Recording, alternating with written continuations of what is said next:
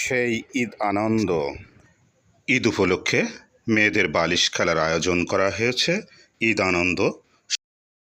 আর দেখতে থাকুন এই আয়োজন। ঈদের পরদিন রাতের বেলা আয়োজন করা হয় মেয়েদের বালিশ খেলা। 1 2 3 4 করে গোনা হয়।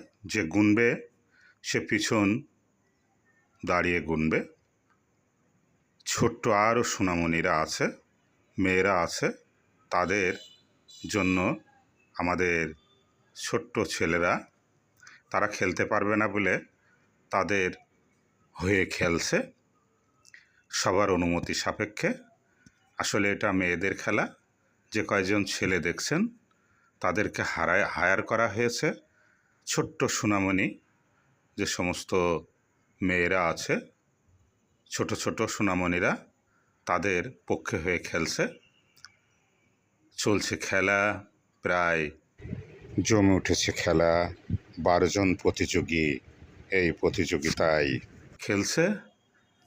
1 2 3 4 করে গোনার পরে স্টপ যে বলা হচ্ছে, তারপরে সে আউট হয়ে যাচ্ছে। খুবই মজাদার চমৎকার খেলা।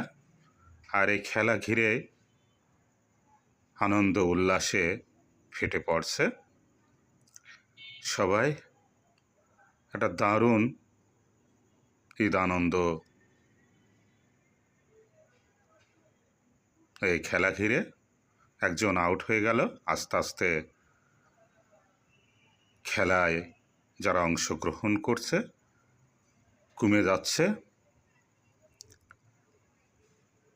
চলছে খেলা, বালিশ বদল। যখনই স্টপ বলছে তখনই সে আউট। আর একজন আউট হয়ে গেল। প্রিয় বন্ধুরা, ছোট্ট পরিসরে খেলা জমে উঠেছে। খেলায় হার জিত থাকবেই, তারপরেও আনন্দ অনেকটা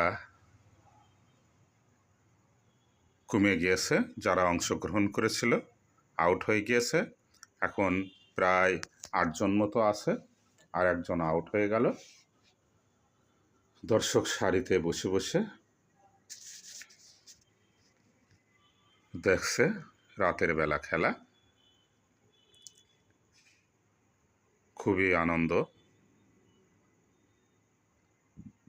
পুরস্কার যাই হোক না কেন, খেলায় জিতাটাই বড় কথা।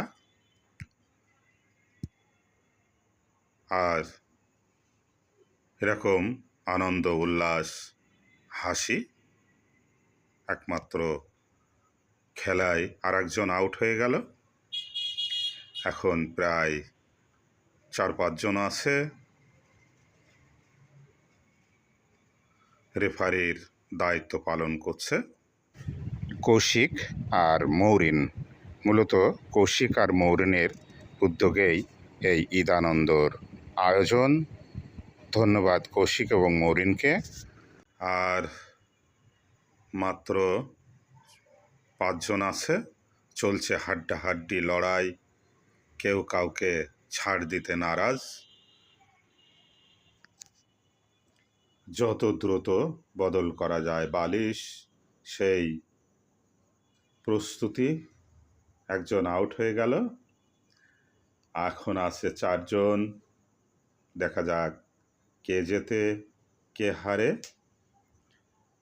1 সেকেন্ডের জন্যও বালিশ কাছে রাখতে রাজি নয়। আর একজন আউট হয়ে গেল। এখন মাত্র 3 জন। চলছে লড়াই প্রথম পুরস্কার নেওয়ার জন্য। আর আছে 2 জন।